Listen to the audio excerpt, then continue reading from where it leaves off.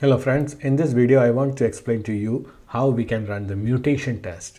So far we have done unit test and integration test, and we have done the code coverage as well. So now we will do how we can do the mutation test. It's a very useful test to be done on your source code as well as on your unit test. So what it does is, for example, if you have a unit test to test this function, create employee, so it has some checks. This is the implementation of the create employee, and you have a unit test function to test the create employee.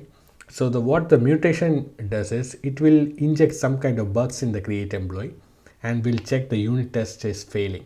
So basically it's checking actually the unit tests are good enough so that it can survive some changes in the create employee. So that, like, if you change something, like if the email doesn't exist, it will change the source code itself. The mutation will change the source code, for example, to return like 500. So the unit test, we write the unit test for create employee expecting that if the email doesn't exist, it should expect 400. So when with the injection of mutations, it is actually changing to 500, right? So the unit test should fail. So the mutation test is actually checking the unit tests are good enough and it can survive the mutants you actually inject into the actual source code.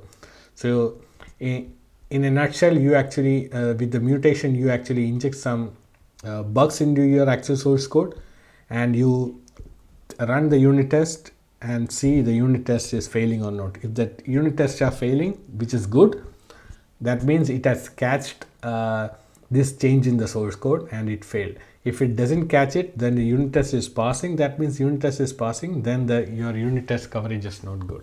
So let's see how we can do it. So this is the Striker Mutator website, striker-mutator.io. It has support for JavaScript, C# and Scala.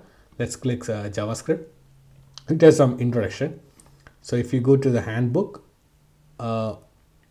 it goes to Striker handbook GitHub repository. If you go to the Striker Mutator itself and click Striker, it will give you all information about how to run the test, etc. So if I'm clicking Striker Mutator.io. Yep. No, it goes back, right? So I'll go to the README of the Striker. So just look at this link. So it tells you how to run this mutation test. So first you have to install the Striker related packages, which I have already done it. If you go to the package.json, you have to install this package, and this package. So you know how to install the package, right? You have to do something like this: npm install the package name, and since this is a dependency package, you just put -- save dep. So similarly, you have to install the JavaScript mutator package. Just run our package. So I have already installed it, and I have created a rule like test mutation. So if I run npm run test mutation, it will run the Striker command, which is the way to trigger the mutation test. So once you have the packages for the Striker installed, you have the you can run the commands using Striker. So when I run the test mutation, it runs Striker run. So what the Striker does is it when it runs the Striker run command, it basically runs npm run test. So basically you need a test rule as well, which indirectly is run by Striker run, and it is basically, I'm setting it to run the unit test cases, which is what we need. So basically we inject some bugs into our actual source code, then we actually test the run the unit test, and we expect the bugs to be catched so that the unit test should fail. And you should have a Striker conf.javascript file or a JSON file. So I'm using a JavaScript file. So you can get all the information from here, how to configure it. I'll just go through it. You need to have this mutator key with name as a JavaScript, package manager set to npm, and the files which need to be used when you are running the mutation command or the Striker command. So basically it takes all the source code under employee project, but it will not take. So this exclamation mark means it won't take. It won't take the striker temp, it won't take the node modules folder, which is something, the installation package we don't need. It doesn't take the coverage folder, it doesn't take the integration test folder. It takes the it should take the test unit, because it's basically running the unit test. And we have to tell which file should be mutated. You can give a list of files. I'm putting a one file only here. So if you can see here, this is an array list, so you can have multiple files mentioned here. So what it does is it actually mutates the controller, all the files under controller. So if you go to the controller, we are actually doing unit test on these files functions mentioned in the controller, right? So basically the mutants will happen here. So like for get all employees, it will inject some kind of bugs in it. It actually changes the source code itself. It will change something like, it will comment like this and run the unit test, and the unit test should fail. It will do something like 500 and the unit test should fail, something like that. So we'll see how it is done. Then let's go back to the striker-conf, and test runner is just transpiler you can put as a default, and the report, it will report in an HTML format and also in the clear text in the console where you are running the test. Coverage analysis you can put as off for now. Just config.js to be invoked, that you can just mention it here. Threshold you can tell, like if the mutation test runs and it gives a so if the results are above 95, then it's a pass. If it is below 95, it's a fail. And if it is below 56, then it will break the test. If it is below 85, then it will give a warning, something like that. And how long the mutation test should be run, so you give like 1 minute, give a timeout factor. You can get more details from here.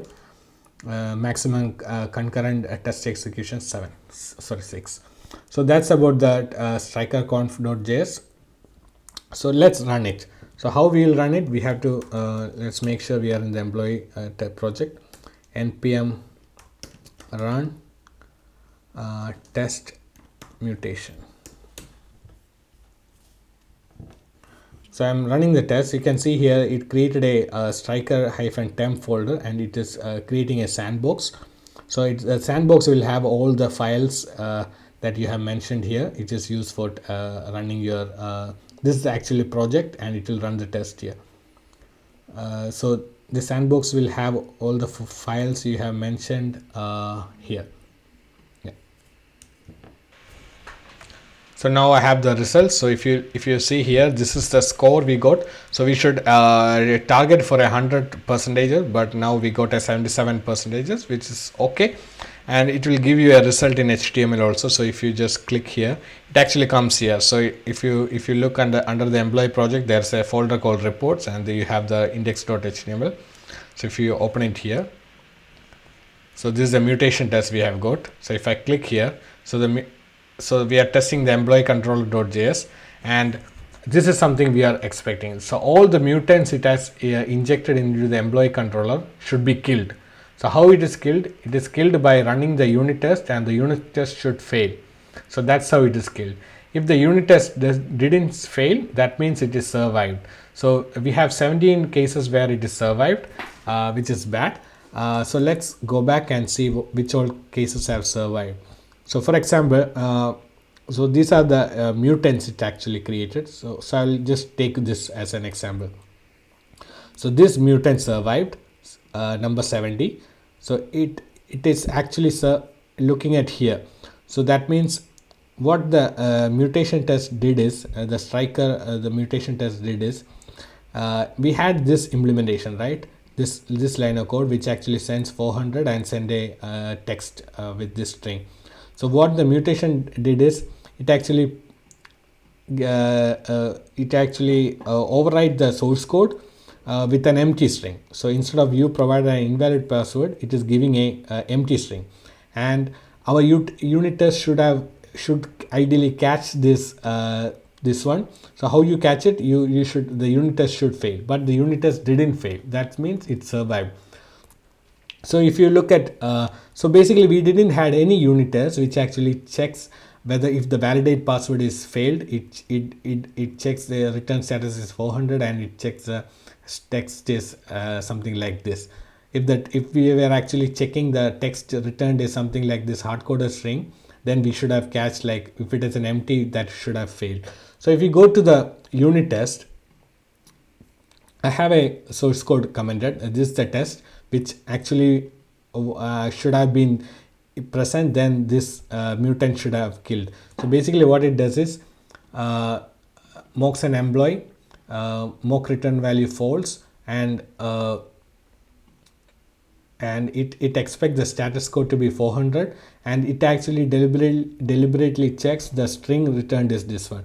So when the mutant put an empty string, this should fail, right? Because we are doing a struct equal. So that's why we didn't had this test case before, so I added it now. If I run the test again, that mutant will be killed. Let's see how it is happening.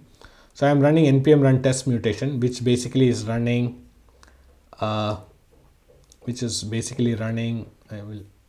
striker run, and striker, when it runs, it actually looks at the npm run test script. So I'm actually running the unit test by the test script. So let's wait for the test case for the mutation test to complete.